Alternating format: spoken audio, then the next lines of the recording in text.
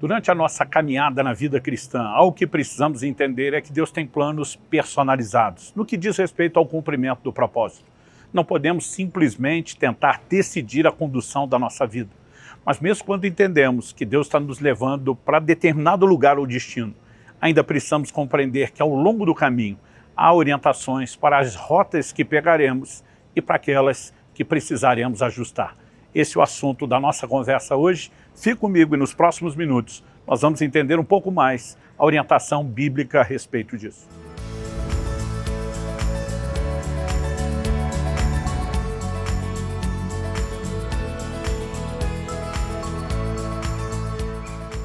Estou hoje no Centro Histórico de Santiago de Querétaro, no México, passando para trazer mais uma palavra ao seu coração.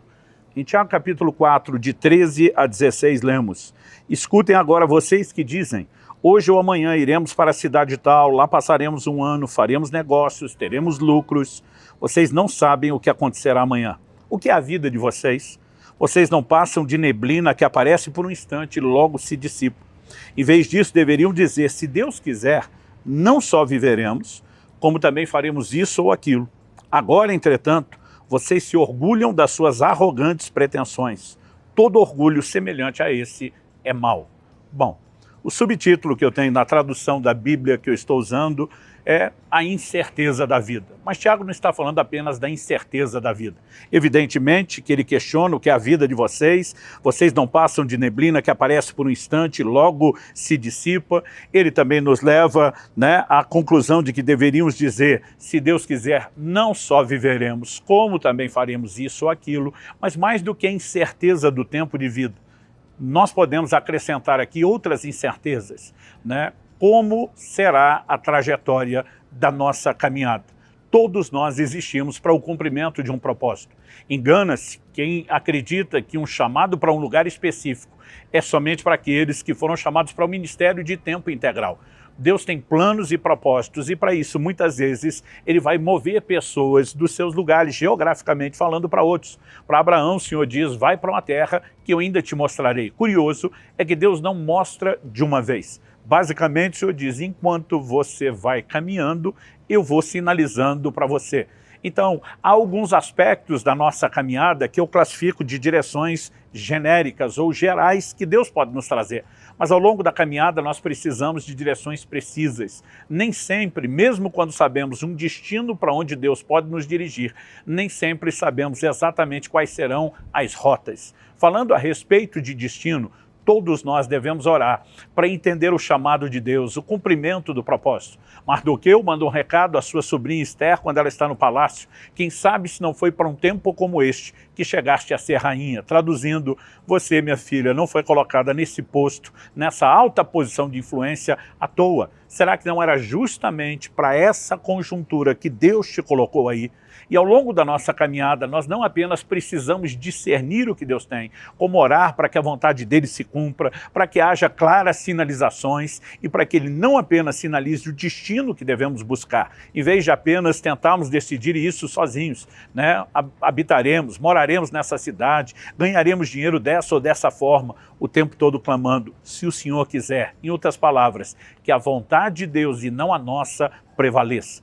Mas eu percebo pessoas que ao longo da caminhada, o máximo que elas conseguem ter é um direcionamento geral. Mas muitas vezes elas não entendem as rotas. Por exemplo, quando estamos nos movendo no carro, fazendo uso de um GPS, e de repente você perde uma entrada ou percebe que há alguma irregularidade, algum ajuste do momento e simplesmente não pode seguir a rota proposta, o que o GPS fará é recalcular a rota. Ele vai te oferecer opções de ajuste de rota. O destino continuará o mesmo, permanecerá o mesmo, mas a forma de chegar lá, os acessos, os desdobramentos é que serão distintos e diferentes. Então, Abraão entende que deve ir a Canaã, mas ele vai passar por várias mudanças ao longo da caminhada. E o mesmo acontece com os demais patriarcas e muitos homens e mulheres de Deus na Bíblia. Em Atos 16, por exemplo, nós vemos que o apóstolo Paulo queria ir para a Ásia numa das suas viagens missionárias e o Espírito de Jesus não permitiu. Ele tenta forçar, pelo menos passar a Bitínia, ele continua tendo restrições. Depois virá um direcionamento. Por meio de uma visão, o Senhor fala com ele através de um jovem macedônio que aparece dizendo, passa a Macedônia e ajuda-nos. Paulo estava errado a respeito da percepção que dizia a respeito à Ásia? Não. No futuro, a Ásia seria o maior palco do ministério de Paulo. Então, provavelmente ele tinha um senso de destino já muito bem calibrado em termos da direção de Deus, mas tinha uma dificuldade em relação à rota, não apenas de onde chegar. O livro de Eclesiastes nos diz que o sábio entende o tempo e o modo. Muitas vezes os crentes não estão buscando a direção de Deus nem para o que devem fazer, mas aqueles de nós que já temos direção de o que fazer, precisamos também entender a importância de compreender detalhes de como e quando. Não apenas a forma correta de se fazer, mas o timing correto.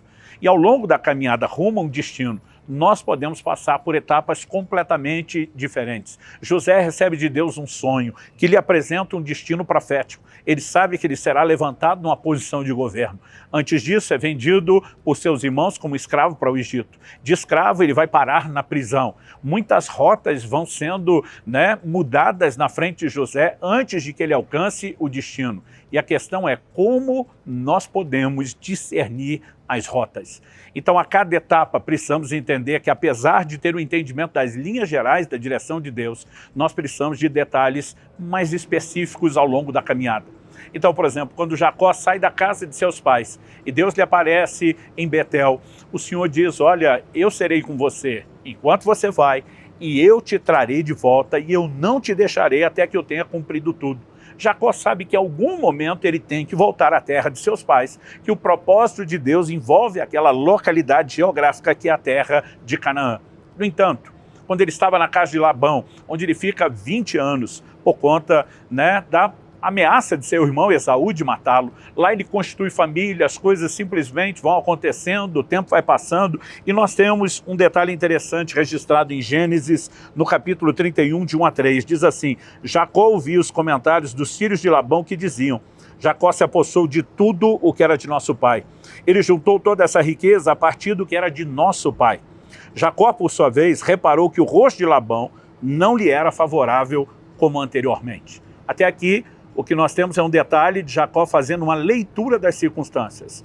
Só que o texto segue e diz assim, e o Senhor disse a Jacó, volte para a terra de seus pais, para a sua parentela, e eu estarei com você. Então aquele destino geral que ele tinha sobre voltar para Canaã, continua o mesmo. Não há mudança de destino, mas ele entende o timing, o tempo correto. Ele entende que agora é necessário um ajuste da rota, dos processos, dos trilhos que ele está passando. Mas é interessante a gente destacar que nossas decisões, elas não podem ser baseadas somente em circunstâncias. Nós abrimos essa conversa lendo Tiago, dizendo que não adianta ficar planejando, olhando para as circunstâncias, tentando acertar probabilidades de negócios e outras perspectivas, mas evidentemente a gente tem que ter a vontade de Deus, que é a orientação do Senhor. Por outro lado, uma boa leitura das circunstâncias, como é o caso de Jacó, pode nos levar a buscar a direção divina, com questionamento sobre esses ajustes de rota. Quando a Bíblia enfatiza a percepção de Jacó quanto à mudança de comportamento, tanto do seu sogro quanto também dos seus cunhados, embora a sua decisão final tenha sido baseada na palavra que Deus lhe deu, essa percepção de leitura que o leva a questionamentos, muitas vezes é aquilo que nós precisamos para receber de Deus um direcionamento. A Bíblia diz que enquanto Nabucodonosor questionava o que viria depois da estação onde ele estava no reinado, é que Deus lhe dá aquela visão da estátua com os diferentes tipos de metais que Daniel depois vai interpretar. Questionamentos que nos levam a avaliar as nossas circunstâncias diante de Deus, muitas vezes são um instrumento para nos levar a ter o direcionamento que nos falta. Então, embora ninguém deva tomar decisões apenas avaliando circunstâncias, é prudente saber avaliar circunstâncias a ponto de entender que há momentos onde temos que buscar com mais determinação a direção de Deus nas nossas vidas. Quando eu olho para a Escritura, eu também percebo uma lição em Gênesis, no capítulo 35, envolvendo o mesmo patriarca Jacó. No capítulo 34, depois dele já ter feito um ajuste de rota, sai da casa de Labão, agora está voltando para a casa de seus pais, ele se estabelece em Siquém, eles têm um problema sério em Siquém. Nós percebemos que, mudando o capítulo, Gênesis 35, verso 1, logo depois do problema de Siquém, a Bíblia começa dizendo, Deus disse a Jacó, levante-se, vá para Betel, habite ali. O que nós temos aqui é um direcionamento de Deus, mas novamente constatamos a combinação da direção divina com a mudança drástica das circunstâncias na vida de Jacó, ambas conduzindo-os a uma mudança de lugar e levando de volta aquele lugar inicial que o Senhor revelou para ele que ele deveria estar. Em Gênesis 28:15, Deus diz: farei com que você volte para essa terra, porque não o abandonarei até que eu cumpra aquilo que eu lhe prometi. Então é evidente que nossas decisões não podem ser baseadas somente nas circunstâncias, mas basicamente, primariamente na direção de Deus. No entanto, a boa leitura das circunstâncias, quero enfatizar, nos leva a talvez corrigir rotas em momentos específicos, buscando esse entendimento do como, do quando, né? Porque o sábio entende o tempo e ele entende também o modo. Nossa vida deve ser um ato contínuo de dependência do Senhor, dos seus direcionamentos, da rendição à sua liderança, para que a sua vontade seja vivida e experimentada de forma plena e completa. Alguns acham isso extremamente desafiador. Eu, honestamente, gosto de dizer que isso é tremendamente encorajador. Se Deus sinalizasse tudo de uma única vez, talvez a gente entraria naquele modo de autossuficiência, como quem diz: não preciso mais depender do Senhor para nada. Mas quando Deus diz para Abraão: vai para uma terra que eu te mostrarei, em outras palavras, enquanto você está indo, eu estou mostrando, ele está dizendo: enquanto você caminha, continue dependendo de mim. A cada dia que passa, podemos ter mais clareza do plano e do propósito de Deus. E à medida que ele traz mais luz, temos os elementos necessários para os ajustes de rota, ainda que não haja necessariamente mudança de destino. Que possamos fazer isso com a sabedoria do alto, com a clara orientação bíblica, buscando e dependendo sempre da direção do Espírito Santo, algo que está disponível a todo cristão. Porque, como diz Romanos 8,14, os que são guiados pelo Espírito de Deus, esses são filhos de Deus.